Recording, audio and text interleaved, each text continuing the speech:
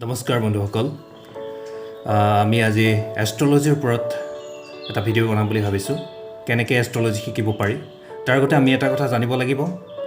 Astrology দুটা ভাগ আছে এটা হৈছে আমাৰ গণিত আনটো হৈছে ফলিত আমি গণিত নজনাকৈ ফলিতলৈ যাব নোৱাৰোঁ গতিকে আমি গণিত জানিবই লাগিব গতিকে গণিতত কি কি আছে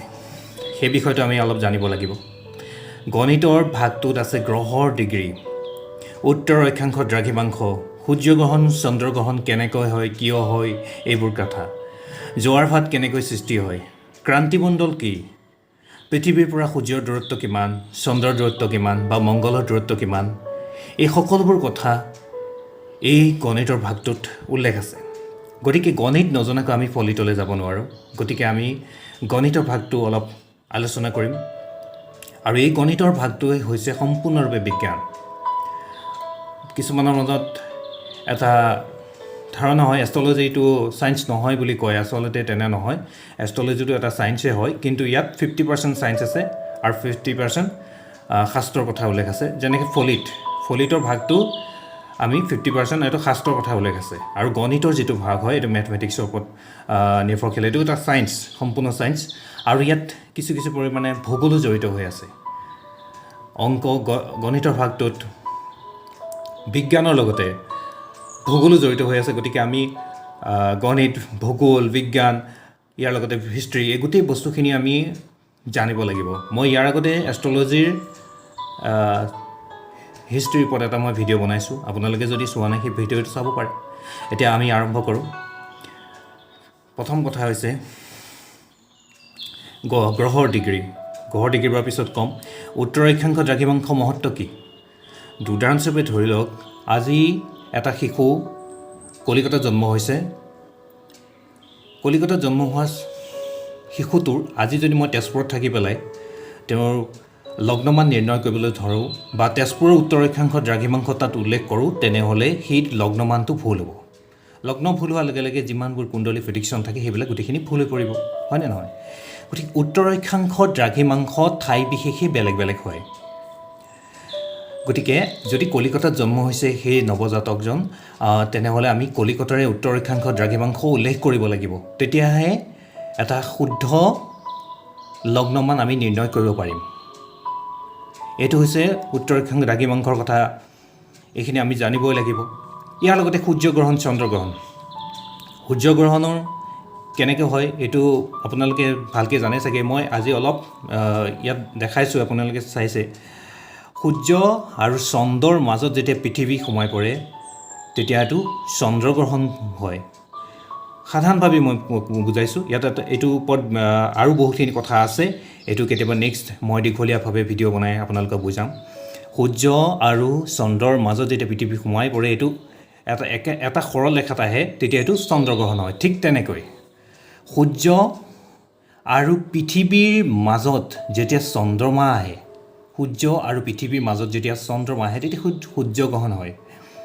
সেইটো সূৰ্যগ্ৰহণ হয় আৰু এইটো এডাল সৰল ৰেখাতে থাকে গোটেই বস্তুকেইটা তেতিয়া সূৰ্যগ্ৰহণ হ'ব এতিয়া সূৰ্যগ্ৰহণ চন্দ্ৰগ্ৰহণৰ কথা আহিল যেতিয়া আমি তাৰ লগতে জড়িত থকা এটি বিষয় হৈছে জোৱাৰ ভাত সাগৰৰ পৃষ্ঠত জোৱাৰ ভাত কেনেকৈ সৃষ্টি হয় এই বিষয়টো UPSC SSCত জোৱাৰ ভাতৰ ওপৰত বহুতখিনি প্ৰশ্ন আহে আপোনালোকে যদি চাইছে কুৱেশ্যনবিলাক চালে গম পাব গতিকে জোৱাৰ ভাত কেনেকৈ সৃষ্টি হয় মই সেই বিষয়ে অকণমান কৈ দিওঁ সাধাৰণতে সাগৰৰ পানীৰ পৃষ্ঠ সময়ে সময়ে উলম্বিকভাৱে উঠা নমা কৰা কাৰ্যটোক আমি জোৱাৰ ভাত বুলি কোৱা হয় আমি জানো যে পৃথিৱীখন সূৰ্যৰ চাৰিওফালে ঘূৰি থাকে চন্দ্ৰমা যেতিয়াই পৃথিৱীৰ ওচৰ চাপে তেতিয়াই চন্দ্ৰমাই নিজৰ গুৰুত্বাকৰ্ষণ শক্তিৰ বলত পৃথিৱীক নিজৰ ফালে টানে কিন্তু এই গুৰুত্বাকৰ্ষণ শক্তিৰ বলত পৃথিৱীক নিজৰ ফালে টনাৰ ফলত খালী মাটি দিয়াৰ কোনো প্ৰভাৱ নপৰে কিন্তু সাগৰত ঢৌৰ সৃষ্টি হয় অৰ্থাৎ সূৰ্য আৰু চন্দ্ৰৰ গুৰুত্বাকৰ্ষণ শক্তিৰ বলত সাগৰত জোৱাৰ ভাতৰ সৃষ্টি হয় পূৰ্ণিমা আৰু অমাৱস্যা তিথিত সূৰ্য আৰু চন্দ্ৰমা আৰু পৃথিৱী এক সৰল ৰেখাত থাকে বাবে দীঘলীয়া জোৱাৰ ভাতৰ সৃষ্টি হয় কৃষ্ণপক্ষ আৰু শুক্লপক্ষৰ অষ্টমীত সূৰ্য আৰু চন্দ্ৰমাই পৃথিৱীৰ লগত এক সমকোণ বনাই থাকে বাবে লঘু জোৱাৰ ভাত, যাক নিপ টাইডছ বুলিও কোৱা হয়, জোৱাৰ ভাতৰ সৃষ্টি হয়। গতিকে এইখিনি আছিলে জোৱাৰ ভাতৰ ওপৰত কথা। ইয়াৰ পিছত আছে ক্ৰান্তিমণ্ডল। ক্ৰান্তিমণ্ডল কেনেকৈ সৃষ্টি হয়, যে পৃথিৱীৰ এটা স্থানত উপস্থিত হ'লে সম্পূৰ্ণ আকাশমণ্ডল এক অৰ্ধগোলাকাৰৰ দৰে দেখিবলৈ পোৱা যায়, য'ত দিনত সূৰ্য আৰু ৰাতি গ্ৰহ নক্ষত্ৰবোৰ জিলিকি থকা দেখা পোৱা যায়। কিন্তু এই আকাশীয় গোলাৰ্ধ সম্পূৰ্ণ ভূমণ্ডলৰ আধা ভাগহে হয়, আৰু সেই আধা ভাগ আকাশীয় গোলাৰ্ধ পৃথিৱীৰ তলৰ ফালে থাকে, যাক আমি 12 ঘণ্টাৰ পিছত দেখিবলৈ পাওঁ। এই গোটেই যিটো বৃত্ত হয়, এই গোটেই বৃত্তটোক ক্ৰান্তিমণ্ডল বুলি কোৱা হয়। এই ক্ৰান্তিমণ্ডলটো 360 ডিগ্ৰী এটা সম্পূৰ্ণ বৃত্ত, আৰু ইয়াক যদি 12ৰে ভাগ কৰা হয় তেনে প্ৰতিটো ভাগ 30 ডিগ্ৰীৰে গঠন হ'ব। আৰু এনেকৈ 30 ডিগ্ৰীৰে বিভাজন হোৱা বিশেষ তাৰামণ্ডলৰ পৰাই 12টা ৰাশিৰ নামাকৰণ হোৱা পৰিলক্ষিত হয়, য'ত মেঘ ৰাশিৰ পৰা আৰম্ভ কৰি মীন ৰাশিলৈকে মুঠ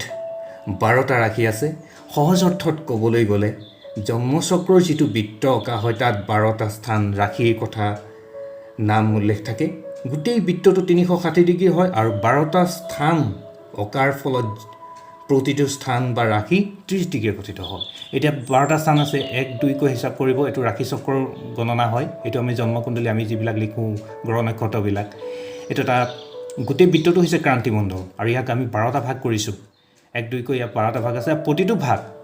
যিহেতু গোটেই বৃত্তটো 360 ডিগ্ৰী হয়, গতিকে